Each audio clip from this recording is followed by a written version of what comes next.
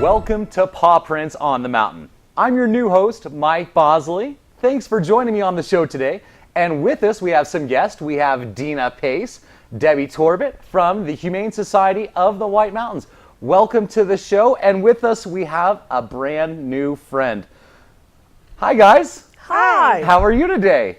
Good, how are you? Would you like to introduce my brand new friend? So this is Myles, and he was brought to us as a stray, and we believe that he was shot in the nose. I don't know if you can see it, but on his nose there, he has a little sore. And so that, we believe the bullet came out his neck. So he had a giant hole in the roof of his mouth, a hole in his tongue, and a hole in his neck. So he's having a really hard time eating. That's why he's so skinny.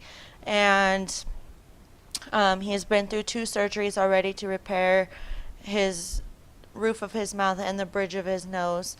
So the food was just falling out his nostrils when he would eat. So she got that repaired. He's actually able to keep the food down. We are having trouble with him having a lot of like phlegm and mucus and stuff like that. So he has been on a lot of antibiotics and medications to help with that. So now let me guess. We're kind of looking for a forever home for Mr. Myles? Currently, no. We would like to get some more weight put on him before we send him to his forever home. We want to make sure that he's perfectly healthy and everything in his mouth and face is corrected. So let me get this right. The Humane Society does more than just take in stray animals. Not only are you fixing animals that you come across, but you're making sure that before they go out to the public, that they're not an issue, that they're ready to go to their forever home. Is that what I'm kind of getting at? Yeah, absolutely. And like she said, he's not medically released yet. But, you know, I think that you brought up a really good point, Mike, and that is that the Humane Society, you know, we've changed a lot over the years, and we're a new Humane Society, and we put whatever we have to into an animal as long as we can save them and their quality of life is going to be good. So I think that that's very important that our community knows that. He's been with us. How long has he been with us, Deb? He came to us July 14th. So he's been with us a while, and he'll be with us until he is 100% and medically released. So yeah, we go that extra mile for these animals. Wow. Do you give him any energy pills? Because that's what he looks like he's on. He's feeling better. We've got him this far that he's feeling better, and yeah, it's cute because in his kennel he's always got a toy sitting in his mouth, you know, and we walk by and he squeaks, or you know, he's got a ball, wants us to take him out and play, and so even all this tragedy that he's had, this guy's still got that fun outlook on life. You know, our experience with these guys is that we see some really, really sad things. We've talked before, haven't we, Debbie, that we could make those sad commercials that are on TV by the ASPCA and all that. We could do it right here. Our community doesn't want to think of that, but we can do it right here. We will never spend that kind of money, but the point of the matter is how loving they are. Right. You know, we hear over and over again, and it's really pretty hurtful to us at the shelter. Don't take your animal to the shelter. It's really sad, you know. It's not sad. You know, this guy had no chance without us. Right. You know. Right. Some of the other ones have no chance without us. And the sad thing is the ones that have been in a home for years and have been loved, and they're turned into us. That's the sad ones. The ones that know no better. They know that they're going to get 2 meals a day with us if that's what, you know, and Right. 3 or 4 if that's what they need.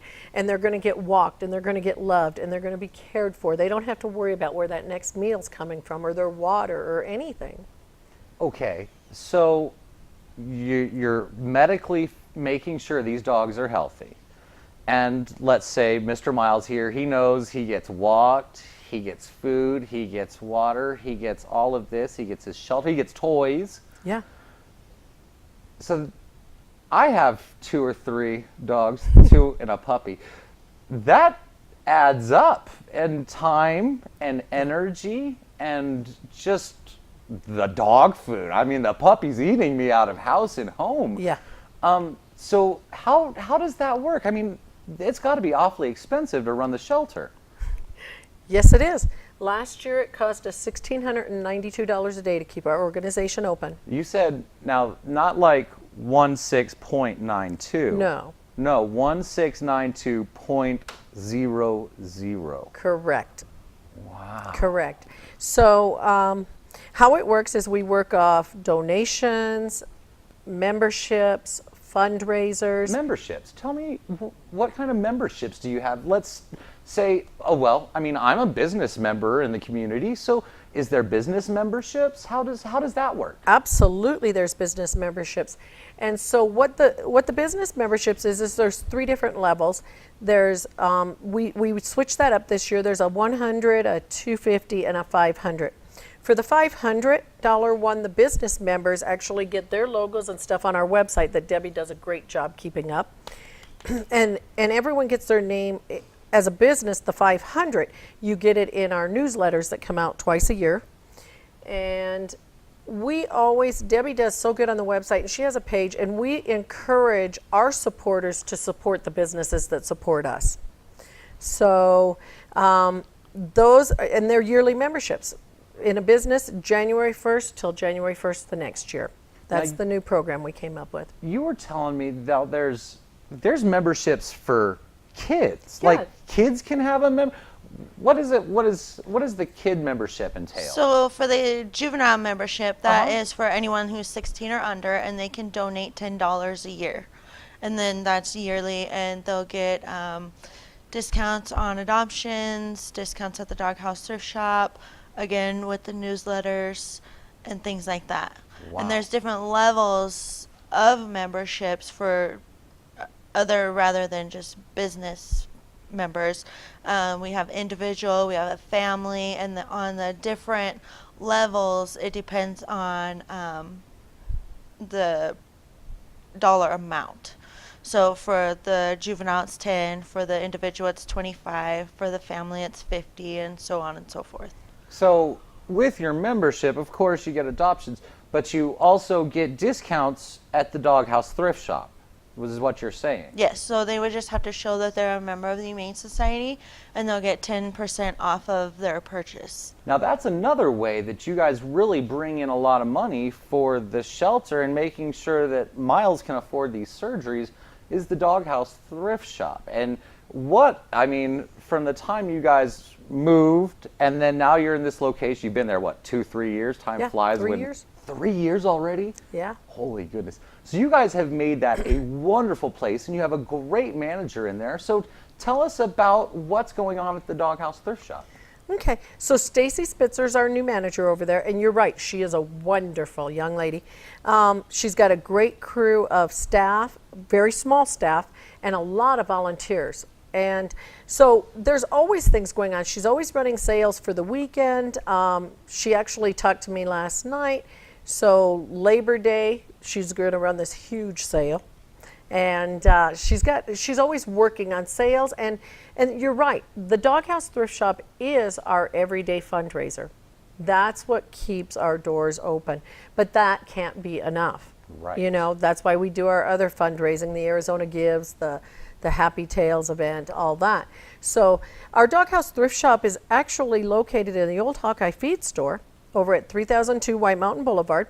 And we're open in the summer, Monday through Saturdays. Wow, okay. From 10 to 5. And then the beginning of October, we'll go Tuesday through Saturdays, 10 to 5. Now, bless the fact that the White Mountains is so giving. There's only certain hours that they can drop off donations, or do they need to call because you've had so many donations? How does that work? You know, that's a really great question, because we get so many donations sometimes. We do ask the donations be there from 10 to 4:30. Okay. And then sometimes you may want to call, because if we've had so many in that day and they're still trying to process them and get them out of the weather, she will actually have to cut off donations for the rest of the day or something. And so it definitely never hurts to call and ask if you're accepting the donations today. And that number's 368-2248. Okay. So I guess my next question is, you're having a lot of stuff to process. So I take it you could use volunteers? Absolutely. The volunteer opportunities with our organization and at our Doghouse Thrift Shop is unlimited. We can never have enough volunteers. And you know what we really want people to realize too is that we know that one of the best things you can give is your time. What are some of the duties that the volunteers have? So at the shelter, we do have a lot of laundry and dishes. Everybody My favorite, gets personally. every animal gets clean blanket, clean dishes, clean toys every day. So we have a lot of laundry and dishes. So volunteers can help with that. They can help with. We have a lot of donations of bedding and stuff coming through. Some of the blankets are too large, so we need to cut those down. So they could cut those and sort through that stuff and make it neat and organized in the area that we have that stuff stored. My puppy's really good at shredding stuff. I can loan her to you, and she'll shred those blankets in no time. Yeah, we got some that do that. Just a lot of different volunteer opportunities at the shelter. We do have a couple of ladies that come pretty much every day and help us with the cats. Unfortunately, they're going to be leaving. Well, one of them will be leaving, I believe, in October, and she'll go back down to her Phoenix home. So there will be an opportunity to help with the cats on that portion. And then the reading to them, the socializing for people that have the bad backs or that, have some limitations. We have so much socialization that needs to be done because so many of our animals are stray and they're scared to death. It is very scary when they get there. And so we encourage the ones that are not able to walk them or help with some of this other stuff, bring a book, we'll put you in a quiet area and read to them. And we watch this program. Our kids do it in the critter camp in the summertime. And it's really amazing. We have one gentleman that started reading, and he said to me one day, and I was watching him through the window, and these dogs, I think he was working with one or two of little dogs, and he goes, "You do know they're not listening to me." And I said, "No, actually they are, but first you have to read out loud, And I said, and just pay attention to them. I said, because I'm watching them, and when you quit reading, they're looking at you to see what you're doing. I said, so you are making progress. And we watched him take that little dog, and I mean, in no time at all, it was sitting on his lap. Pretty soon, he's walking the little dog, stuff like that. So you got lots of going on. You've got puppies. Now, the website that you do, Debbie, you can, on the website, how long till Myles is ready for adoption? I mean, what's your projection? So can people check him out on the website? Can they come and check him on his progress for adoption, or is that something you do on the website? I don't do that on the website. Really, they're not on the website until they become available for adoption. We have certain cases where we do updates, and that's a really good idea that I could do with him or any other dog that somebody's wanting to keep track of. All right. Well, thank you. And thank you for watching Paw Prints on the Mountain. We'll be right back in just a moment with more from Deena, Debbie. And is Mr. Myles going to hang out with us a little more? Absolutely. All right. So we will be back in just a moment.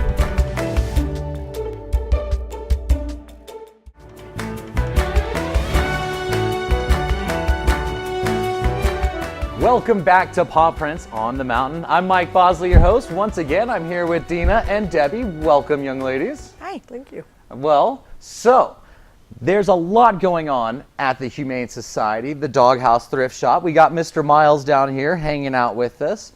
Now, how long has the Humane Society been in the White Mountains? How long has it been around? Since 1970. And it was started by a group of concerned citizens. Uh-huh. They were concerned about all the stray animals, and that's how it started. Now, there's a lot of stray animals in our neighborhoods, I guess. See the laughing face. You gotta love that. The stray animals that we get on a daily basis are, kind of unreal. And it's not just the surrounding areas. We get them from Apache County. We just had a stray this morning come in from Honda Casino. White River. So all over the White Mountains we get strays in. We take in strays from Navajo County, all of Navajo County, all of Pinetop Lakeside, and Apache County. And the people traveling that find dogs on their way up from Globe. We've had dogs come out of between Globe and Show Low, or between Payson and Show Low. You know, people will see a stray animal, they pick them up and bring them to us. So sadly, this doesn't sound like a problem that, unfortunately, we're going to see an end to anytime soon. You know, we would love to work ourselves right out of a job. Of course. I'm not sure either one of us will see it in this lifetime, Probably not. but we're going to continue to work for that goal. Now, speaking of continuing to work for that lifetime goal, there's a way that you can keep on giving even after your lifetime, isn't there? Yes, there is. So a few years back, we worked on what we call our legacy program. Okay. Because we do have such amazing people in our community, and some that want to make sure that we continue to be able to help all these homeless animals. And so they have left us in their wills.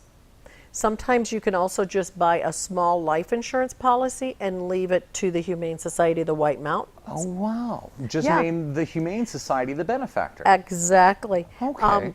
Just here a few months back, a lady that I don't know that I've ever met her, and she had left a small amount of money. It was $500, you know, and we weren't even aware of it until she passed away.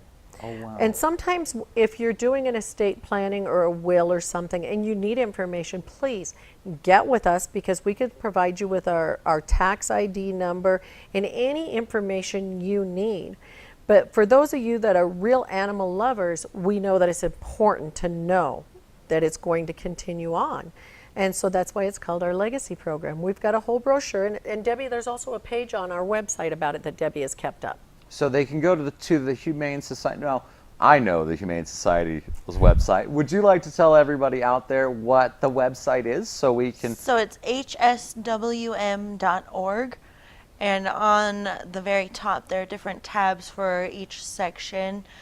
So there's one labeled Legacy Program. And the pets that are up for adoption are on the website? Yes. Correct. So you got cats and dogs, any guinea pigs, or regular pigs, or any other...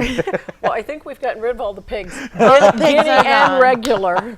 All the Guinea- pigs are All the gone. Pigs are gone, yeah. Shucky darns, Yeah. shucky Yeah, that was darns. kind of nice coming in and no pigs the other day. So pigs need a little bit more than we can give them for any long time thing. So Now, speaking of pigs, so what are some of the other animals that you'd like to maybe bring some attention to? We've had some goats. We've had an iguana. We've had chickens. chickens. Yeah, Turkeys. chickens. So One- even one- though I love only dogs, well, I love dogs more than others. The Humane Society encompasses all animals.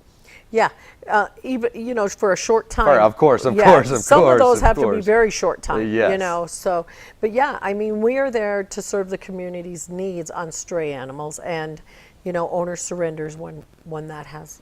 Right, comes and up. that whether that be a horse, a cow, pig, whatever it is, we're fit to be able to care for it for a short amount of time. Well, of course. Well, way to help out in any way that you can. That's wonderful, ladies. So some of the other animals that you do have there at the dog shelter, tell me a little bit about Clark. So Clark came into us last week.